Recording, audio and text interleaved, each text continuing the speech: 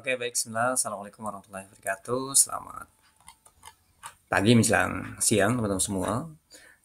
Pada kesempatan kali ini kita akan masih menjelaskan tentang kasus apartheid ya. Artinya seseorang yang tidak memiliki kewarganegaraan.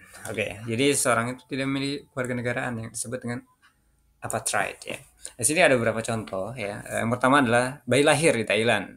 Thailand ini menganut dari Yusanguinis. Yusanguinis itu apa sih? Yusanguinis itu di negara Thailand itu menganut dari sistem keturunan gitu.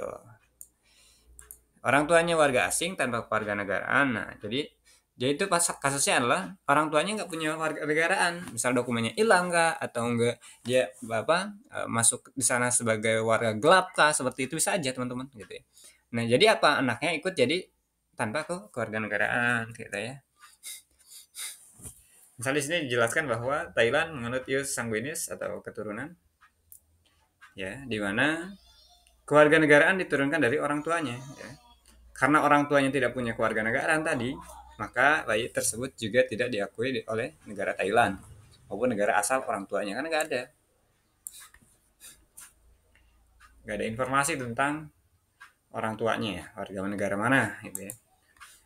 Contoh kedua, anak lahir di Malaysia. Malaysia juga sama mengatur dari sistem keturunan dari orang tua yang tidak memiliki kewarganegaraan sah.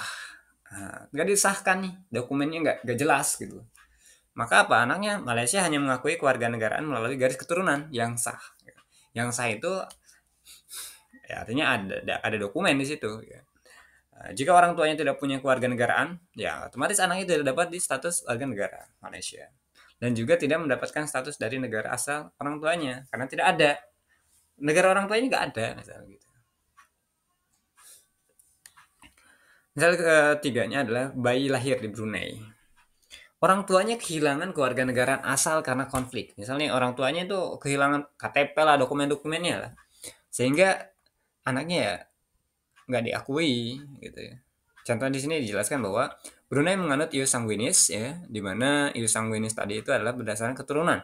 Jika orang tuanya sudah kehilangan kewarganegaraannya akibat perang, konflik ya, kalau negara konflik, negara perang, boro-boro mikirin ke negara udah setengah hancur kali ya, artinya sudah diombang-ambing ya, boro-boro tuh mikirin dokumen-dokumen warga seperti itu ya.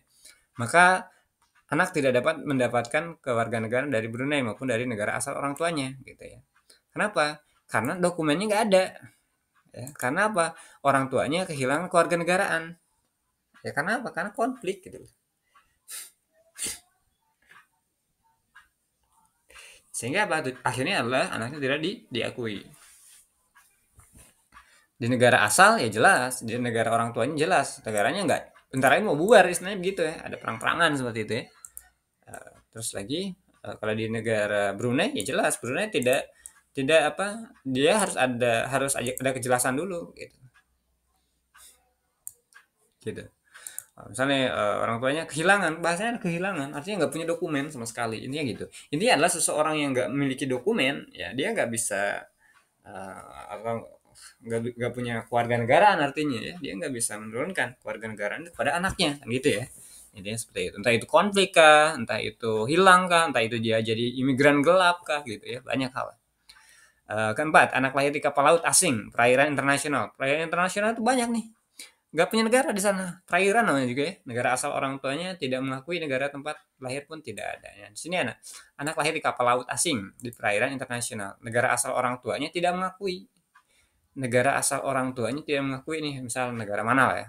Negara tempat lahir pun tidak ada. Negaranya pun nggak ada gitu. Karena di laut gitu ya, lahirnya di laut gitu ya. Jadi dia akhirnya nggak punya negara, nggak punya kewarganegaraan. Misalnya gimana?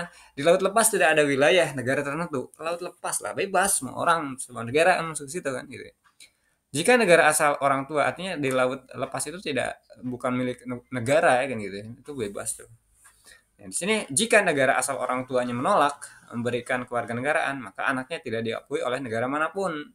Jadi apartheid anaknya. Ya ini tergantung orang tua apa namanya kewarganegaraan orang tuanya. Kalau kewarganegaraan orang tuanya itu mengakui ya, maka bisa bisa dia menjadi warga negara tersebut gitu. Jadi statusnya bukan apartheid lagi ya. Tapi kalau apa warga apa negara orang tuanya nggak mengakui, maka orang tersebut jadi apartheid, artinya tidak memiliki kewarganegaraan. Oke.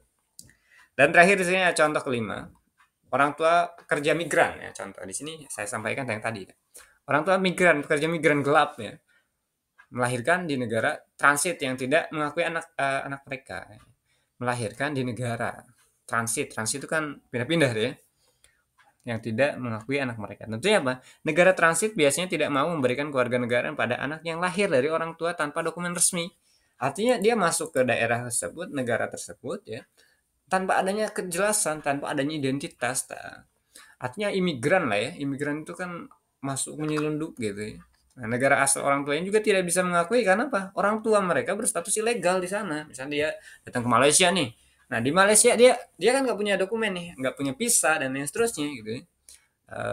Nggak punya dokumen apa menjadi warga negara sana, apa ya, visa atau bahasanya.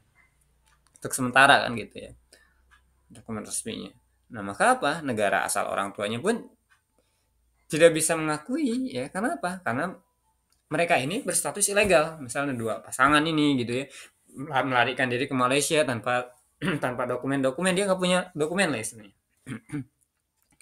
Orang-orang apa, orang negara yang dituju pun bingung, ini teroris gimana kan gitu, takutnya kalau kalau kalau ketahuan pasti ditangkap gitu ya.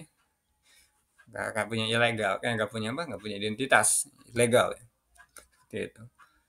Jadi kan masuk ke suatu negara itu harus ada identitasnya, nggak sembarang masuk aja, nggak kayak nggak punya adab ya. So, seperti itu yang masuk dengan ilegal. Nah tadi seperti itu ya contohnya ya.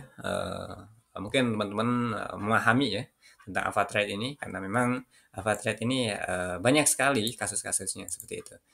Ya, menjadi seseorang itu tidak memiliki kewarganegaraan. Saya rasa itu demikian. Terima kasih. Tetap semangat untuk kita semua. Terima kasih.